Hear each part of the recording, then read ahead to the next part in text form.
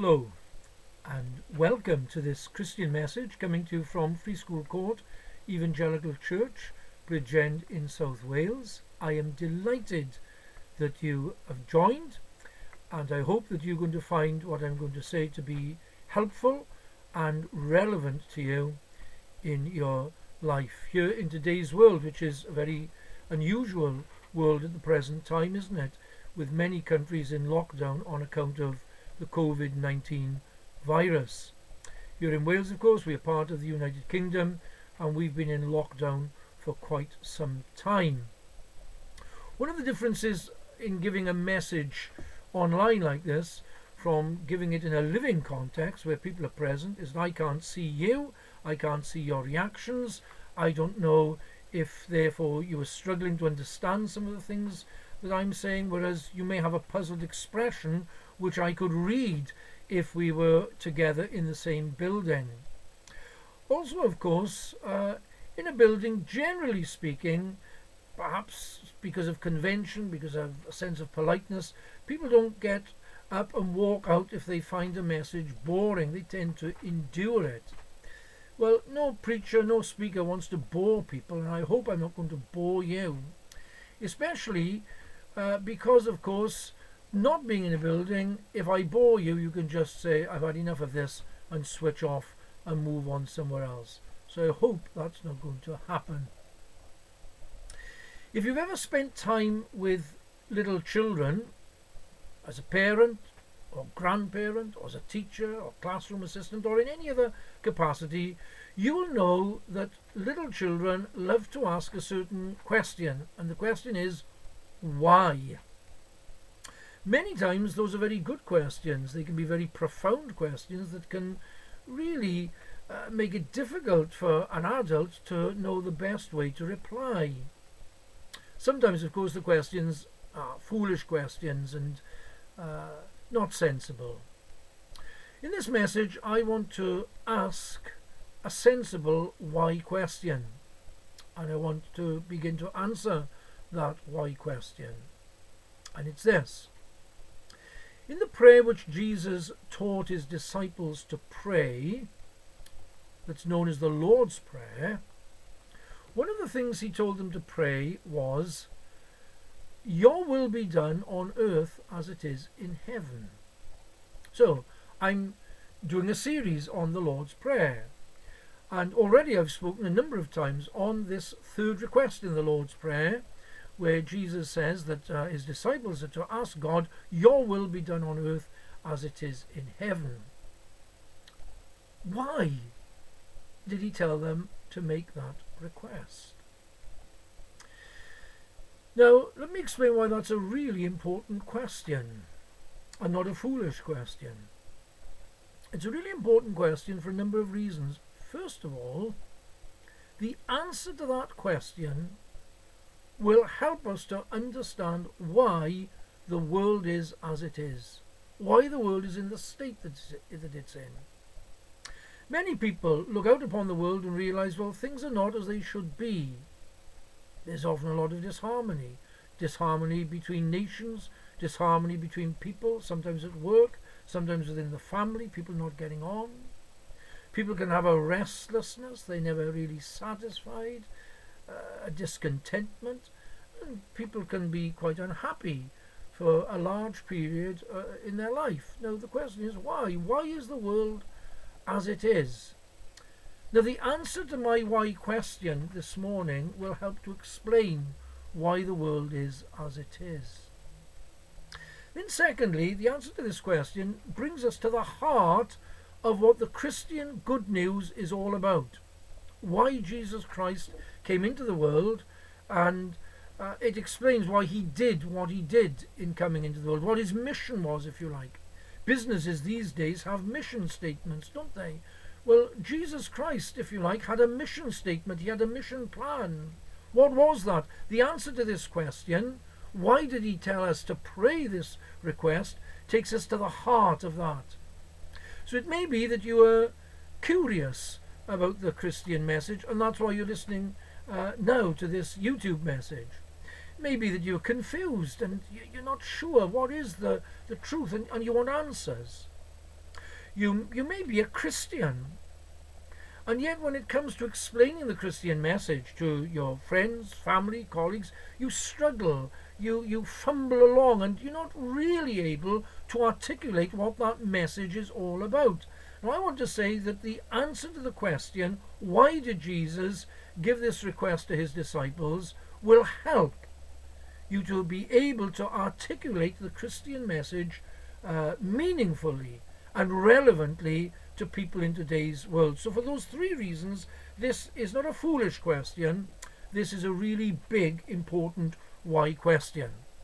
So the question again is, why did Jesus tell his disciples to pray in their praying this request, your will be done on earth as it is in heaven?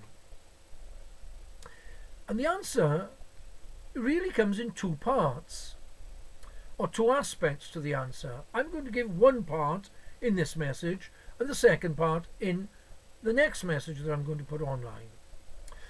So here is the first part of the answer to that question, and it's this. Because the will of God is not being done on earth as it's being done in heaven. Now, that should be patently obvious to anyone. Nobody prays for things which they've already got. Let me illustrate it in this way. Imagine a man who is super fit. He's just had a medical and everything about him is A1. He's 100%, as it were, fit, nothing wrong with him. Now, what would you think of such a man if he then starts praying like this? Oh God, I do pray that you will heal me of my stomach cancer.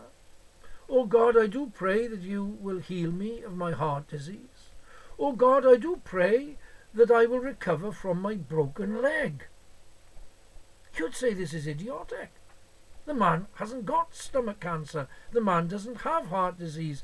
The man's leg is not broken. So why would he pray that prayer? And of course, no sensible person would pray such a prayer.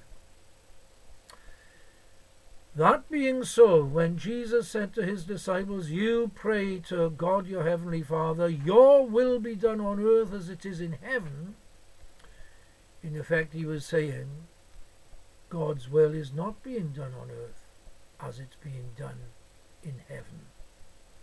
And again, that should be patently obvious to anyone. In previous messages, I've referred to what it means for the will of God to be done in heaven. And we've looked at what a wonderful place heaven is. It's a paradise. There's no disharmony there. There's no jealousy there. There's no envy there. There's no nastiness there. There's no looking down one's nose there. It's a paradise. Well, now then, this earth isn't like that, is it? There's often conflict. One is hearing during the lockdown in the UK of the conflict that there is in certain homes. Domestic violence is on the increase. That's not a happy state of affairs. We know, of course, when we're not in lockdown, there can often be conflict in the workplace. People can't get on with each other. And this world, for all the many wonderful things in it, is hardly paradise. And people are often very, very unhappy. During this COVID-19 lockdown, many people are struggling, finding it difficult just to be with themselves, with their own thoughts. Or if they're not on their own, if they're with other family members, they may find it difficult to be relating. So this world is not like the life of heaven. Now, that's the first thing to say. But now there's a second question which inevitably arises from the answer that I've just given to the question, why pray this prayer? And the question is this: why is the will of God not being done on earth as it is being done in heaven?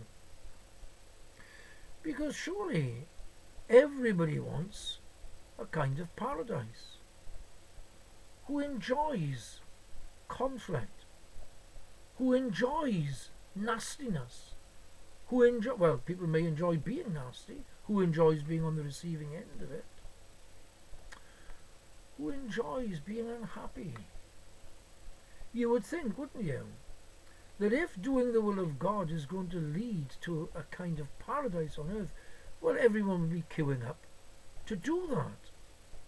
But the simple fact of the matter is that that is not the case at all. So this is a strange situation. This is something that we really need to probe and say, well, why is this? And there is one simple answer. It's a one-word answer. I can give it in one single word.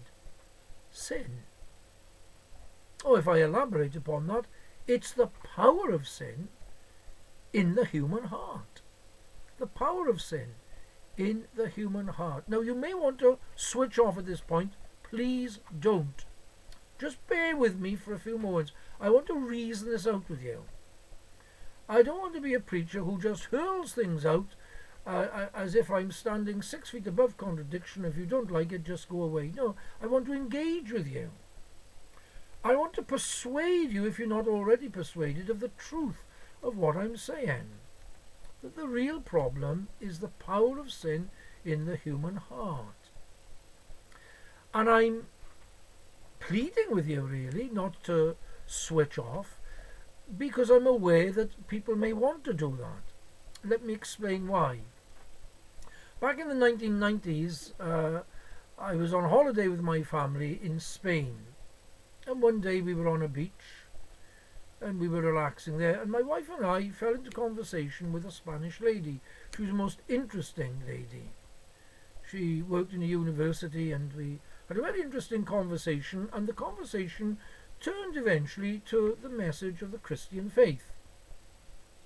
And the moment I used the word sin, you know, she protested, politely, but she said something like this: why, oh why must Christian people always drag in this word and this idea, sin?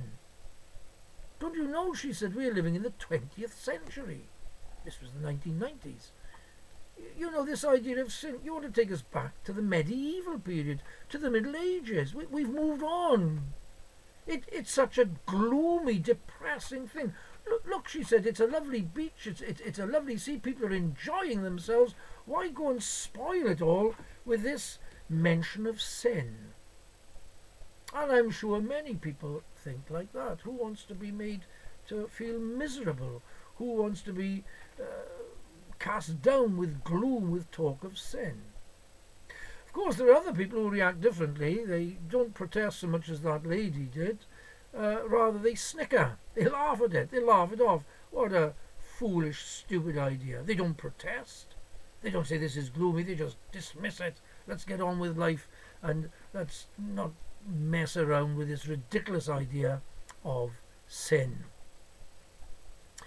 Well, now let me reply to both of those responses, and let me explain how this is really so very important and so relevant. And I want to do so by telling you a true story. It's a story about a man, a married man with children, happily married man, who went to see a minister.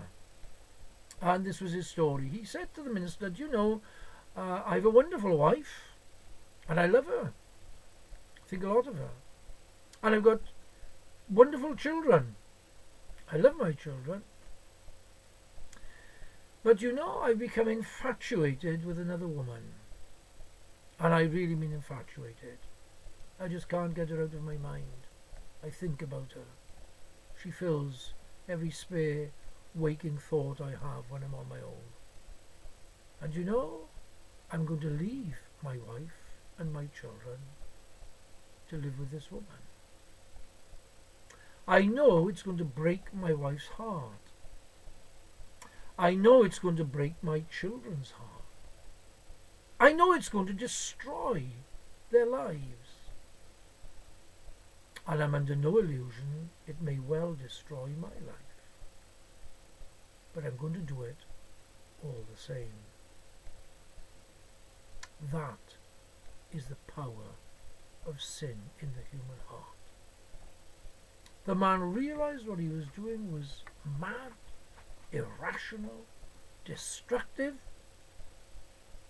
and yet almost like something being picked up in a tornado and carried along, swept along, so such was the power of his desire, of his lust for this woman, that he was helpless against these desires. There was a power operating in his life. He realized it was irrational. He acknowledged it was folly and destructive, and yet he was unable to do anything about it. Oh, you may not have left your wife and children. You may not have a wife. You may not have children. But have you never felt the power and the force of something which is bad, which is wrong? And in spite of yourself, and in spite of your better judgment, it just sweeps you along. It almost silences the clamour of your conscience that says to you, this is wrong, don't do this. But it's as if you stop your ears, and on you go. And of course there's nothing funny about that, is there? The Bible compares sin at points, or the effects of sin, to a disease. Just as a disease can ravage a body, so the Bible says sin ravages the soul. It tears it in pieces, it damages it. Somebody may have laughed off the COVID-19 virus, but then they come down with it, and they come down with it very seriously, and there they are in hospital, and they're gasping for breath, and they have to be given oxygen, and that doesn't do the trick, and in the end they have to be put on a ventilator in intensive care. Now, there's nothing funny watching somebody gasping for breath, is there? There's nothing funny about someone being put on a ventilator, fighting for their life, and people may snicker at the idea of sin, but there's nothing funny. There's nothing funny about the damage and the destruction which sin does to the human soul. But it may be that you want to protest at this moment, and you want to raise an objection. And superficially, it's a very reasonable objection, and it's this. Now, look here, you may say, you're guilty of a fallacy, because what you're doing there is this: you're taking a particularly extreme example of this man who was leaving his wife and children, and then you're wanting to generalize and universalize from that as if we're all the same. But that's manifestly untrue, that's manifestly false. Because there are plenty of men who don't leave their wives and children. There are plenty of men who are devoted to their families. And in terms of the selfishness of that man, look at the unselfishness that's being displayed during the time of this world pandemic of COVID-19. Just think in the United Kingdom of the self-sacrifice of many people working in the National Health Service. They're going in, many of them without any adequate personal protective equipment. They're putting themselves at risk every day. And it may be they're coming home, they can't see their family, they're having to isolate themselves from their family. Why are they doing it? Well, they're not doing it just for the money. They're doing this. This is sacrifice. This is human goodness. So I reject this idea, you may say, that sin is such a major problem. It is for some people, but it's not for all. And you may want to add, it's not a problem for you. Well, now, Jesus Christ never denied, nor does the rest of the Bible deny, that people can be capable of heroic deeds. People can be capable of very sacrificial deeds. The Bible refers to it on numerous occasions. It refers to people giving away everything that they have, even allowing their body to be burned in a cause. It doesn't deny that.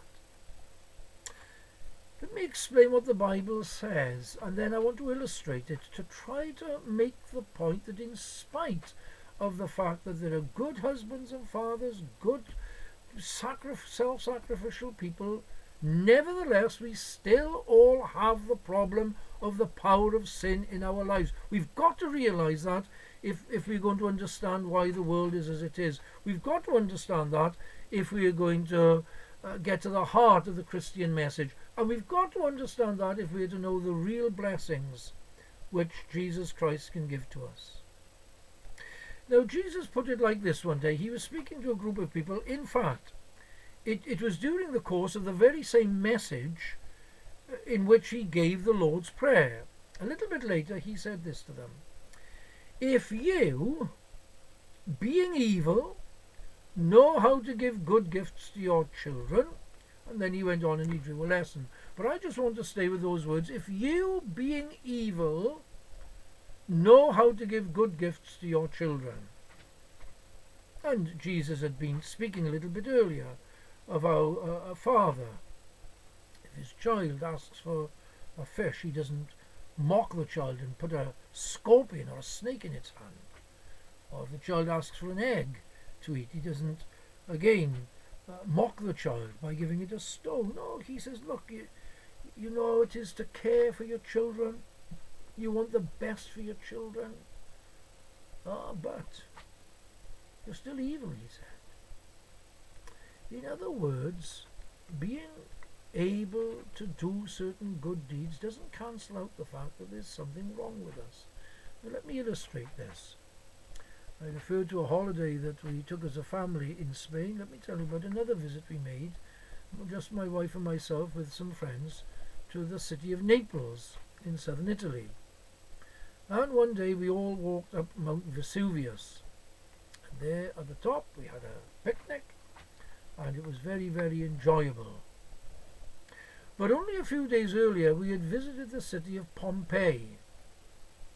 And that city, of course, had been destroyed in, was it AD, I can't remember the exact date, was it AD 79 or thereabouts? It had been destroyed because Mount Vesuvius, of course, is a volcano. It had erupted, belching out smoke, molten lava coming out, and all these hot gases, etc., spewing out into the air. And really in no time at all, the inhabitants and the city of Pompeii was overwhelmed, and many there died. Now I understand that the experts say that Mount Vesuvius could erupt again. Well, it was a wonderfully calm day we spent there. The sun was shining, we sat eating our picnic, there were picnic tables at the top of the mountain. It was an idyllic scene, yes, but deep down in the depths, that Mount Vesuvius can erupt. Now that's a picture of human beings. Yes, we can be pleasant. Life can be very enjoyable. We can get on very, very well. But depend upon it, in the depths, you and I are capable of any sin. We are capable of being like that man who said he was going to leave his wife and children. In fact, sometimes when the restraints of civilization are removed, as they are, for example, in a time of war, people who have seemed to be the nicest, most upright of people become absolutely bestial and behave in dreadful, dreadful ways. Thank God he restrains through various means, through civilization and routine and law and order. He restrains the worst excesses of evil, but depend upon it, it's there in our heart. And that's why the world is as it is. People are not doing the will of God. Jesus put it like this one day. This is the verdict, he said. This is his verdict upon humanity. Light has come into the world. He's referring to himself. But he said people prefer darkness to light because their deeds are evil. Well, that's still true. People are not following Jesus Christ.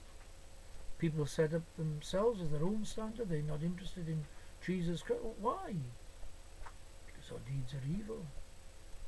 But you know, even when a person begins to want to do what's right, it's then that he finds just how powerful the hold of sin is in his or her life. There's a man in the Bible called Paul. He thought he was a very upright man. He thought he was decent. He thought he was good. He thought he was doing the will of God. He thought he was doing it perfectly, in fact. But one day he woke up to the fact that that wasn't so. And he tells us that he began then really to try as he'd never tried before. He wanted to do what was good. But he said, you know, I'm finding there's a law in me. There's a principle in me. And it's this, that the good that I want to do, I don't do. And the evil that I don't want to do, that's what I end up doing. And he says, I find this law that whenever I want to do good, I'm mastered by these evil desires. Have you never known that yourself? Have you never known what it is to want to do something good, and yet there's evil right there? Have you never known what it is not to want to do something bad, and yet you've been overwhelmed and overcome? And that's this man Paul. And he came to this conclusion about himself. This is what he says of himself. Oh, wretched man that I am. Ah, there's the real problem. That's why the will of God isn't being done in the world. Why isn't it being done? Well, because of the power of sin. Well, you say, isn't there any hope? I've logged on to this message in the hope, especially during this world pandemic, to have something to encourage me, to lift my spirits. And here you are, you're telling me that the real problem is sin and the power of sin, and there's nothing I can do about it. It's too strong for me. Isn't there any hope? Yes, thank God there is hope. And there's only one hope. I want to say more about that in the next message, but I can't leave it there now. I need to say something about it before I go. Let me return to that man Paul. Oh, wretched man I am, he said. He didn't end it there, though. He went on and he asked another question. Who shall deliver me? He realizes he can't help himself. He realizes he can't deliver himself. Who shall deliver me? And then he discovered the answer, and he tells us the answer. And it's a glorious answer. Thanks be to God, he says, through Jesus Christ our Lord. Ah, says Paul, I find this power of sin, it's too strong for me. But blessed and praise God, blessed be the name of God and praise God, it's not too strong for Jesus Christ. He's mightier than this power within me, and he can deliver me. You know, before this message has gone online, we've met as a church in a Zoom meeting, and we've sung a song. And the song is called Rescuer, because that's who Jesus is. He's the great rescuer. That's what the Christian message is all about, dear friend. It's about a great rescuer who can do for us what nobody and nothing else can do for us, what we can never do for ourselves. You know, there's an old hymn, and it puts it like this very wonderfully. Speaking of Jesus Christ, it says, He breaks the power of cancelled sin. He sets the prisoner free. His blood, that's a reference to his death on the cross, his blood can make the foulest clean. His blood availed for me. What's it saying? It's saying that Jesus Christ can set us free from the power of sin. He did it for this man Paul. He can do it for you. Thanks be to God through Jesus Christ, our Lord. Now that's the issue. You have to cry out to him. You have to cry out to him. You have to commit yourself to him as that he becomes your Lord. You have to commit yourself to him so that he becomes your Lord, and you cry out to him that he will rescue you. And you know, it's my privilege to tell you, if you do that, though I can't see you, though you're a faceless person to me, I don't care who you are, I don't care which part of the world you're in as you're watching this, I don't care what your past has been, I don't care how you've been mastered by sin. On the authority of what God's word says and on the authority of Jesus Christ, I tell you that if you cry out to him in your helplessness, in your despair, he'll hear you. He'll have mercy upon you. He'll pity you. He'll deliver you. He'll make you stand on your feet. He'll put his Holy Spirit to live within you. You'll begin to live a new life. It won't be a perfect life yet. I'll say more about that in the next message. But you'll begin to do the will of God on earth. You'll have entered into a new world. And you know, you'll then pray this prayer. You'll make this request your own. And your request will be, your will be done on earth as it is in heaven. You see, you won't go around condemning people. Some people have the idea that that's what Christians do, that that's what the Christian message is about. Let me say this very clearly. Any so-called Christian who goes around condemning other people and setting himself up as their judge is one of two things. He's either not a real Christian, she's either not a real Christian, or that person is a very, very poor specimen of a Christian. What is a Christian? He's someone who's been delivered, and then he looks out upon the world and he feels for people. He feels for them in their unhappiness. He feels for them. He wants them to know what he knows. He's longing for the day when this world will become a paradise. And you see, he doesn't just mouth the words. Now there's heart in it, there's spirit in it, there's fervour and urgency in it. As he or she prays, your will be done on earth as it is in heaven. Oh, may this be true for you. May God bless you. Will you stay with me while I close in prayer and then bid you goodbye? Let's pray. Oh Lord, we thank you for Jesus Christ, that he can do what nobody and nothing else can do for us, that he can set us free and deliver us. Do it, O Lord, for many. Do it for whoever is now listening to this message, and do it for your great name's sake. Amen. Be great if you join us again for the second part of this message, the answer to the question, why did Jesus tell us to pray this prayer? So, hope that you'll be with us again. May God richly bless you and your loved ones, and may you have a great day. Goodbye.